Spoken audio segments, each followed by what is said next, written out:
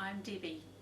I've been shopping, as you do, love shopping, and I found some beautiful little glass beads, or buttons, or pebbles, or whatever you like to call them.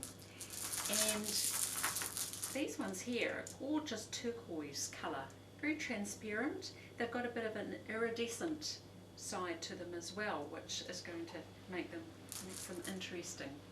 Now, I purchased these in a $2 shop, so $2 is what this cost me. You can also buy them in gardening shops, you can buy them possibly in craft shops and hardware stores, Walmart, Kmart, any of those sort of stores that sell those decorative sort of things. They're often used in vases. Florists will also possibly have them as well. So they are glass and the colour is not painted on. It is part of the glass, so it means that it's not going to become toxic when we heat it up. Now, having said that it's not going to become toxic, there are some things I need to explain to you, that this is not fusing glass. So it is not intended, it has not been made with the purpose of fusing it. So unlike fusing glass, it's cheap, but you do need to take care with this. One thing that it will do is that it will not be compatible with any other glass. So it will, I can guarantee that it will crack if you put this with any other glass. Even if you were to put this with other pebbles, other little glass decorations, it will crack because they don't have the same coefficient of expansion. Now, I don't know what coefficient of expansion this is, but it's likely to be more than our COE 90 that we use with our fusing glass. It's likely to be around about 108, 110, somewhere around there, which means that it will take a higher temperature in order for it to melt. And so just be aware of that fact. Try not to mix, or just don't mix it with other glass, is the best way to go. So simply fuse it together, fuse it with itself. And you might be thinking, well, okay, what is the point of that? So what we're going to create here is, I've already started making this, and I'm making a wind chime or a mobile. And I'm doing this in a flower pattern. And some of these are going to have a centerpiece. Some of them I'm going to make without a centerpiece, and they're all going to be hanging and will look quite pretty. In my larger kiln, I'm going to make some larger pieces as well, and it's just simply a matter of joining the dots, and they will all fuse together so long as they're touching. The other thing you must be very careful of when you're fusing this, being that it is not fusing glass and we can be a little bit uncertain about the properties, be very, very careful when you're taking it out of the kiln when it's very hot. Always make sure that you are wearing your safety glasses at all times, no matter what your glass is.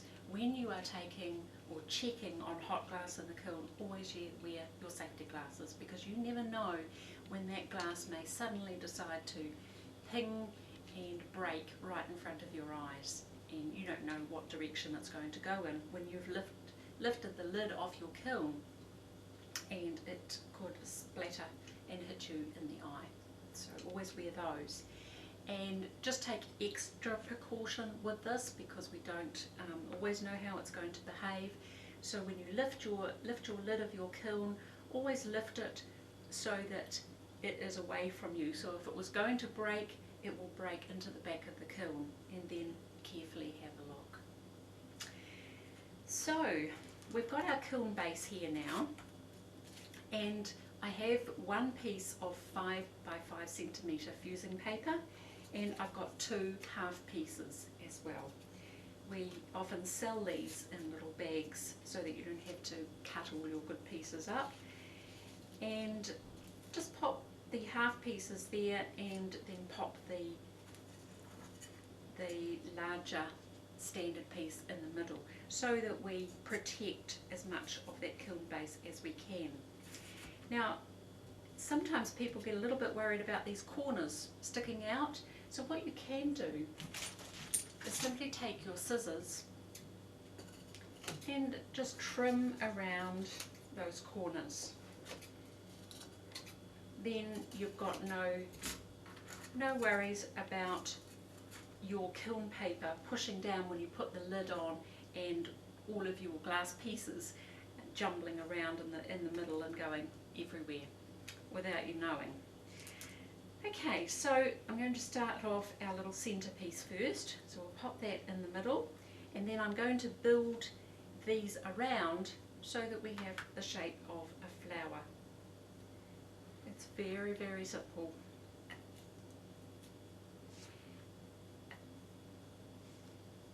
And so long as these pieces are touching each other, then they will fuse together. So I've got 7 pieces in total there, so 1 for the centre and then with 6 pieces around the outside. Now we'll just make sure that they are all definitely touching that fusing paper. Just move them over so they're right in the centre, and then the key to it is to make sure that they are all touching on each side before it goes into the kiln. So we're going to take that across to the microwave now, and I'm going to, because this is not fusing glass, I'm going to just take an extra precaution here, and instead of fusing this on high, I'm going to fuse it on 50% power for double the amount of time. So for 4 minutes on 50% initially, and then I'll do possibly a minute on high. We'll see how hot it is at that stage. Okay, so we've made sure that our pieces are all still touching perfectly, and very carefully place that in the middle of our microwave.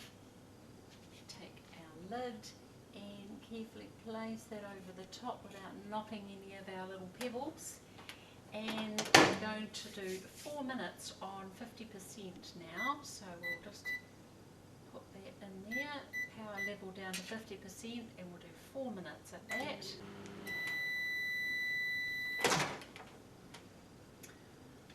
Okay, oh nice, they're starting to fuse together. We don't want to do too much more on that because we want to keep the lovely shape going, but we do want them to fuse. So I'll just do another 30 seconds. It's been a couple of hours now since we took this out of the microwave, and it has fully cooled down, and the glass inside will have fully cooled down as well. So we're going to take the lid off now, and hopefully it looks similar to the first piece here that we made. Oh, wow. Oh, I like it. That is so pretty. Gosh, we're going to make a really fantastic mobile. Yes, it's all fully cooled down. So, yeah, great success with our little glass pebbles. So just where they're all touching, they have all completely fused there. One thing that we could do here is put some Dichro slide on our on each of those pieces if we wanted to, and refire that.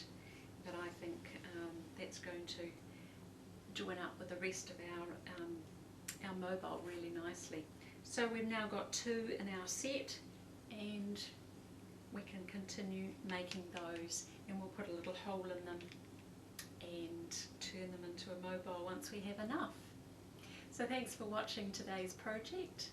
You can view more of our videos on our channel, and don't forget to subscribe for regular updates.